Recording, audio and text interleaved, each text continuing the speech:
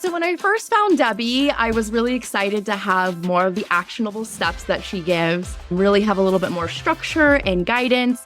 And at that point, I was just doing private clients, but I knew at that time that I wanted to do a group program. That was my ultimate goal. I travel a lot, so it's really important for me in my business to have time freedom and be able to, eventually go live wherever I want at all times. I do a lot of that now, but to even have more time freedom, I knew that I would need a group program in order to allow me to do that.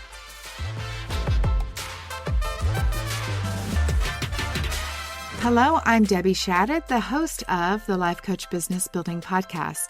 If you are ready to have more clients in your life coach business, then you're in the right spot. Each week, I'm going to teach you super simple strategies to grow your business without feeling overwhelmed and without spending money on paid ads. Now, if that sounds interesting, stick around and let's get started.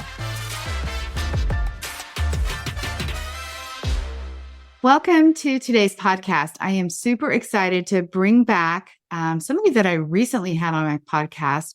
You guys can refer back and learn more about Amber in episode 176.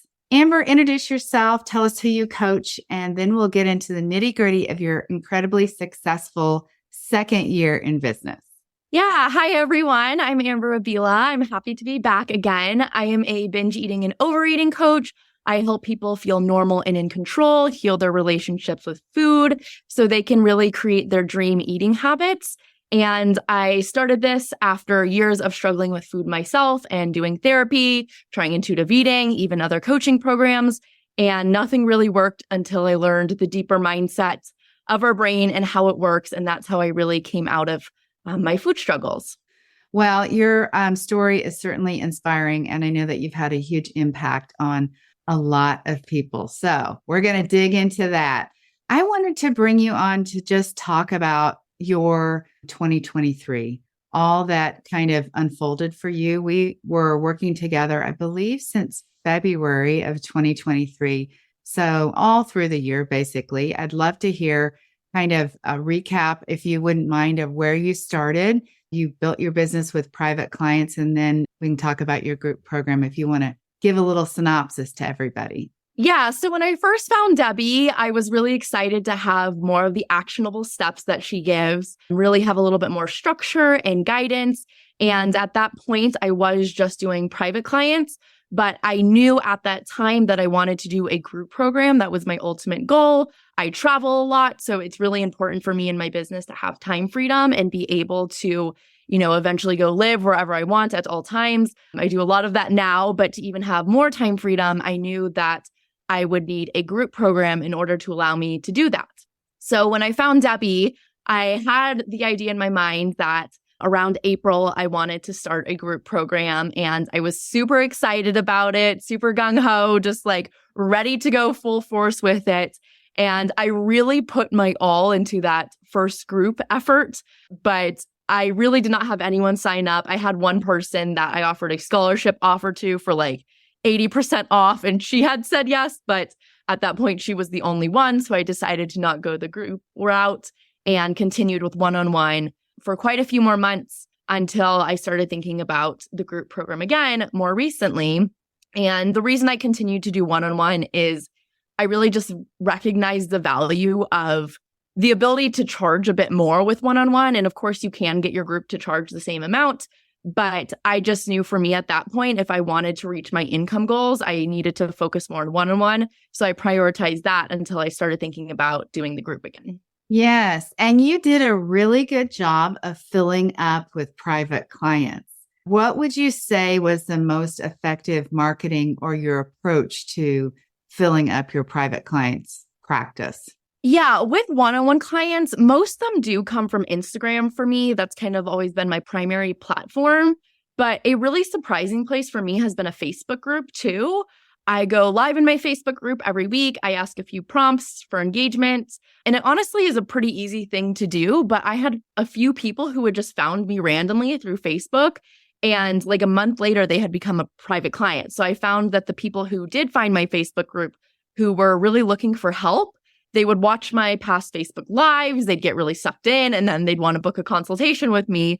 So primarily through Instagram, just making those connections there. I don't have a ton of referrals. I've met a few people in person. I had a gym that I go to pretty frequently, and I had a few people from there. But it's been a few different routes and just really staying consistent on all those different areas. So in the fall, I guess late fall, November-ish, we started talking about the group again. And you were forecasting for, I think I'm going to relaunch my group after the first of the year. And I said, well, why would you wait? So do you want to talk about after doing the group and then not successfully doing it, but certainly learning a lot and getting all the marketing done for it, how you decided, okay, I'll do it anyway, even though I'm not ready. You did decide to go ahead and launch in November. At that point, I was at, I think, like 8 one-on-one clients. I think maybe I even had like 9 at one point in the transition phase of like, I had some people coming in, some leaving. So it was kind of like a temporary 9. But I just remember I had like a few weeks where I was just so overwhelmed with one-on-one clients. And I was like, I need the group now. Like, I just need to start figuring this out because I want to have space for these people to go. For me personally, my limit is kind of around 10 one-on-one clients. So I have enough time to do everything else that you need to do to run your business.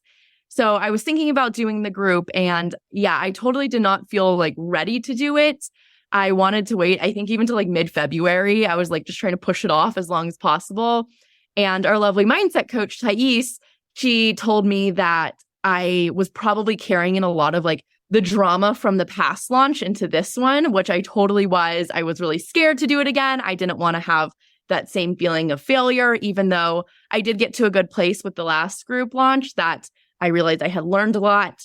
One of the biggest things I learned from the last group is putting your pricing on the website. You know, I know people can go kind of both ways, but for me, I learned that people were just scrolling to the bottom of a page. They would see the price. And even though I thought it was an excellent price, they were just exiting out.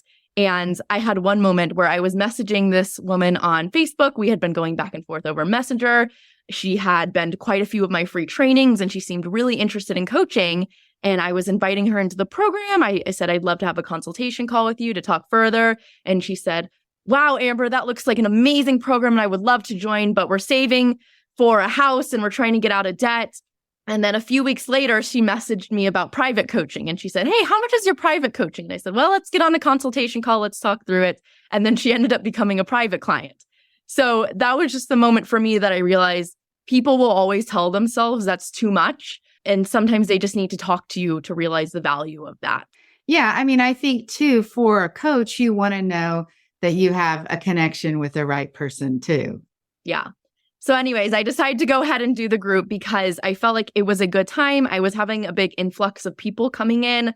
So I was like, it would be really nice to have a place to put them. I felt like I was generating a lot of interest at that time. So I was like, all right, let's just go ahead and do it. And I decided to just use all my marketing from the last launch.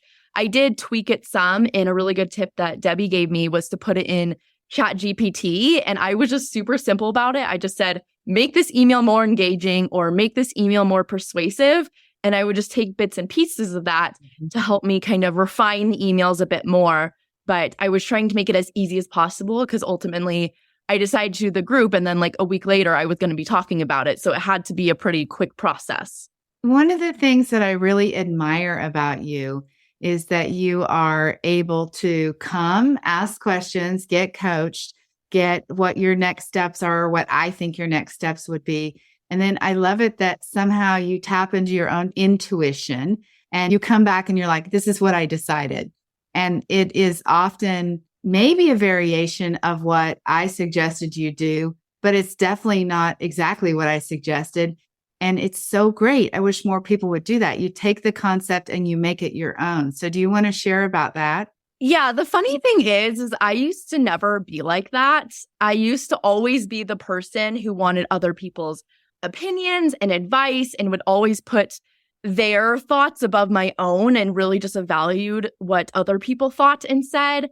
But the longer I've been in business, the more I realize that I really need to put my opinion over it at the end of the day, because as amazing as Debbie is, she's not the one in your business every day. She's not working through it 5 days a week, 10 hours a day, or however much you're working. It's you who are doing that. So you need to really figure out what works for you too. And I just felt like the more I started tuning into what I wanted, the easier it became too, because you have a lot more knowledge than you might think about your desires and what would work for you. And when I tuned into that, it just made everything so much easier for me to complete and do, because it felt a lot more aligned in something that was truly a desire of mine. Yeah, I love it. And when you did the launch for your group program, you repurposed the emails from the first launch, like you said, put them in ChatGPT, had some changes made on it.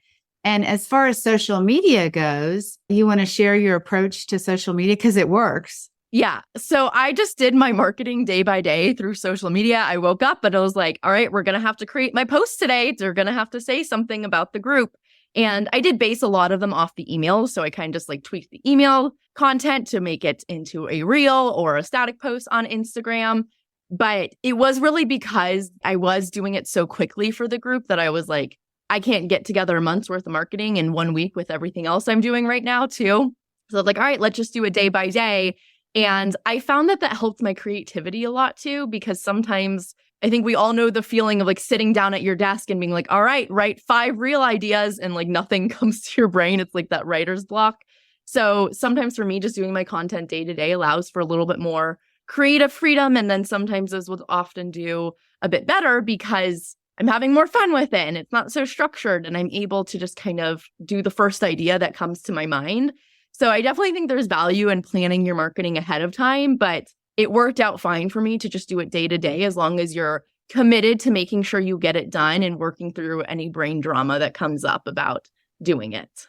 Well, and I think drama does come up. You can share about this too. When you are close to the end of your launch, writing more emails feels like a lot, as if you are, in people's inbox way too much. So you want to talk a little bit about how you felt about that from a mindset point of view?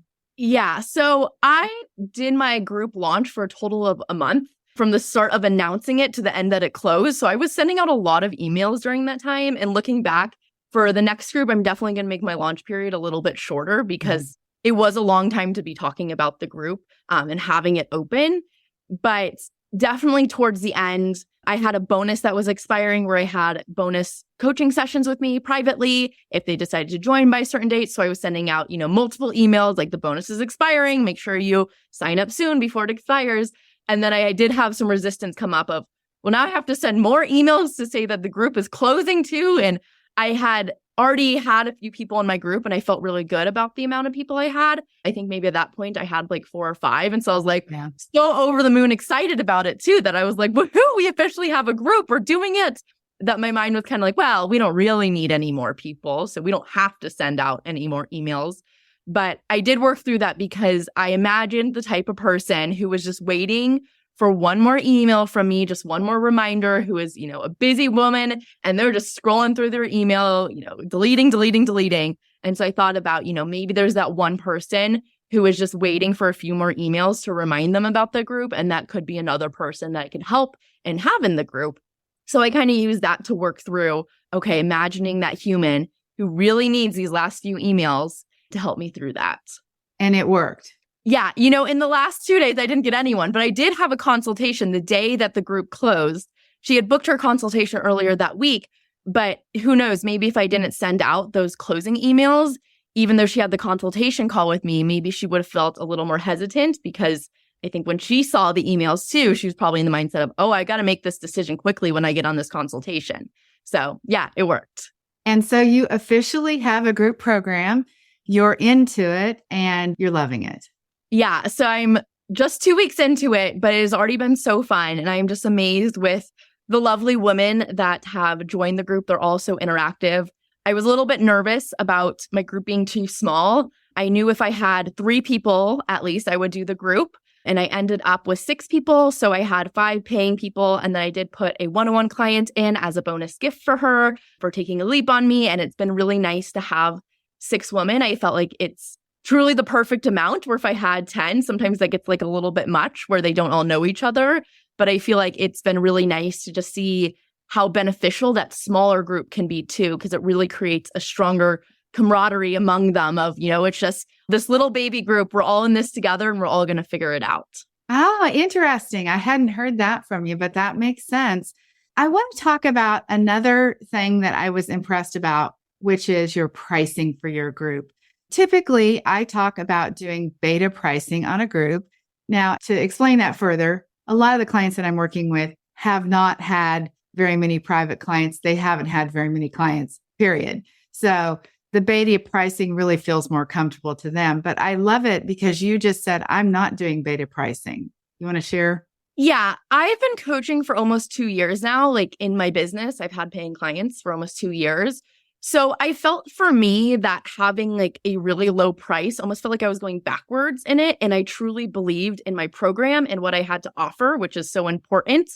And because of that, I wanted to choose a price that really felt like it honored what I was offering people and the level of support I was giving them, because it was such a small group. And they also got unlimited support on Facebook. I knew I was going to be giving quite a bit of time to these women too.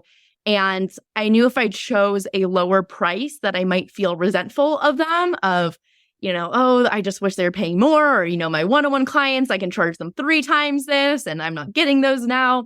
So I really felt happy with the price I ended up choosing for the group. It felt like it was a good deal for them still, but it also felt like it honored what I was giving them. And I did raise it from the last group pricing I had.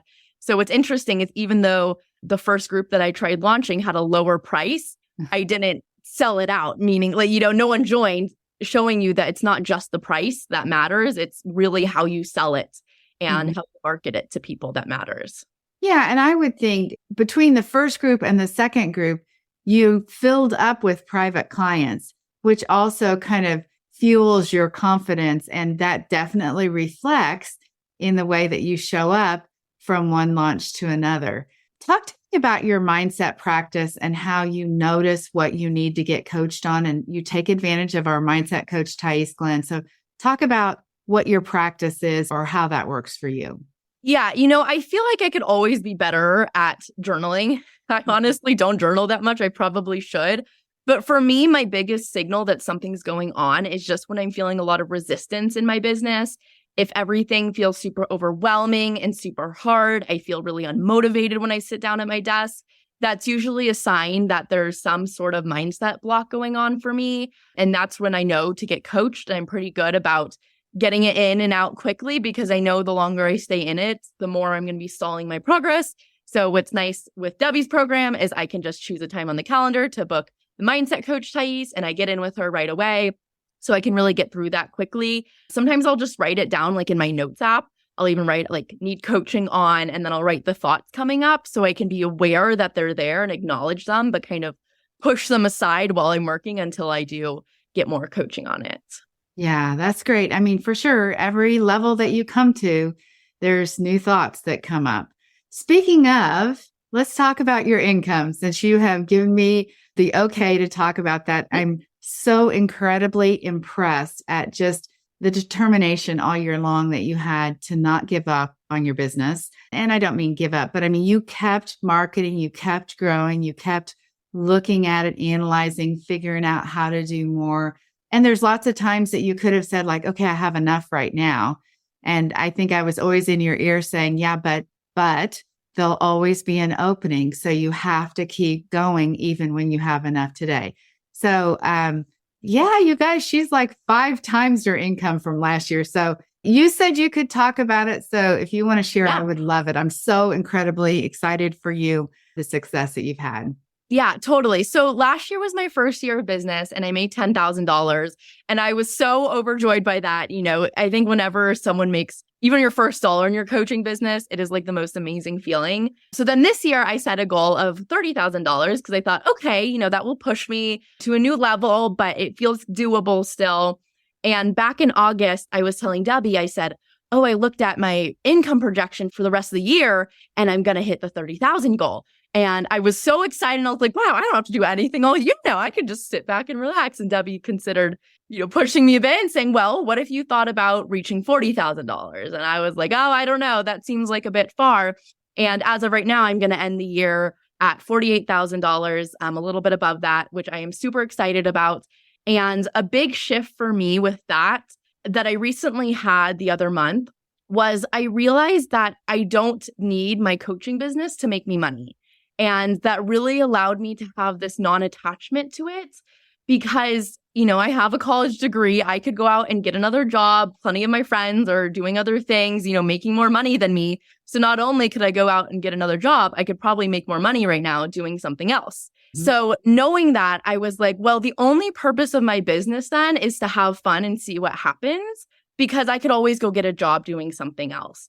And so that really allowed me to just have fun with it and make it easy and, do the things I want to do with it without that same fear of I need to make money this month. And I am fortunate I live at home right now, but my goal is to move out this year, which should be totally achievable. But I also realized that, as coaches, our job is to believe in our clients' ability to do anything and reach their dreams in any way possible. And I kind of had this moment where I realized, what kind of coach am I if I think you must own your own business in order to live out your dream life, in order to travel the world or buy your dream house? Like, if I believe that you need to have a business to do that, that's a limiting belief that I have about my clients. So by looking at that for myself, I'm like, oh, I don't need this business to go travel the world. I don't need this business to have my dream car or dream house. I can do that no matter what. And that allowed me to make my business so much more fun and easier, and ironically make a lot more money. Yeah, I love it. I remember that conversation when you said, I'm going to make my 30,000. And I remember that energy that you came with, which was like, and now I'm done. Like, I'm going to coast the rest of the year. And it was like, wait, we're only in August. Like, we're just starting to go. So congratulations on sticking to that. And now coming out the end of the year, 5 times more than what you did last year. Mm-hmm. Well, is there anything else you want to share about this year, about any part of how you built your business or what you feel like was a highlight that maybe other coaches might want to know, or the challenges you've had? Yeah, after trying to do the first group, I was definitely a bit discouraged. And I mentioned I had a lot of fear going into the second one, trying to launch it. But for me, I've just always had a pretty clear vision on my business and how I want it to be. And I know that I want to have that group. I know I want to have that time freedom. And so I've always just been super committed to figuring that out no matter what. And that's such an important skill to have in your business, because there are going to be times where it sucks and it's hard and you're overwhelmed and you feel like you can't figure things out. But if you stay committed to your vision of what you want, I just think this really proves that you're going to get there eventually. You just got to keep taking those leaps, as scary as it is, and as many times as you fall down. Eventually, if you stay committed to it, you're going to get to where you want to go. Yeah, that's so exciting. I can hardly wait to see what is going to happen in 2024. All right. Thanks for being here and sharing kind of your journey over the last year. I'm super honored to be your coach. You're such a great asset to our community and to the other ladies, and inspiring to everybody. So thanks again. All right, Amber, before we go, I want to share the exciting news. You're working on a new project. Do you want to tell the ladies what they can expect from you in 2024? Yeah. So my next new exciting project is I am launching a podcast. I have been doing a free training every week this year for most of the year. And I realized I'm essentially doing a podcast every week. So I thought, might as well make it official. So I'm planning on launching the podcast end of January, early February time. It's tentatively called Become a Confident Eater. I'm pretty sure I'm going to stick with that name. But you can always find me on Instagram at The Confident Eater for more updates on that. And it is just going to be such an awesome way for people to go even deeper with the tips and tricks I offer on stopping overeating and binge eating. And I'm really excited to be bringing that out into the new year. Thanks for sharing. I can't wait to hear it too. So, well, that's it. You guys have an amazing week. Do what Amber did. Just stay committed to your business, get the mindset coaching that you need, and keep going, because the people who win in this are the people who keep going. That is for sure. So anyway, thanks a bunch. Have a great week. We'll talk to you soon. Thanks, Amber. Thanks, Debbie.